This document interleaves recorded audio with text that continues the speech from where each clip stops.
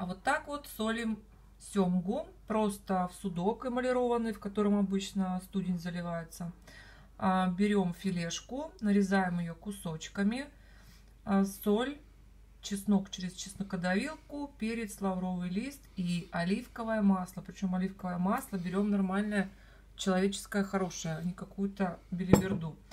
Оливковое нерафинированное масло. Ну, если показать кусочки, то вот они получаются вот такие тоненькие кусочки. Ну, видно, что он тонко порезан, да.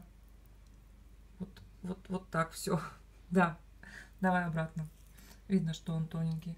Потом мы это поставим в холодильник, и оно будет стоять несколько дней в холодильнике, после чего можно есть.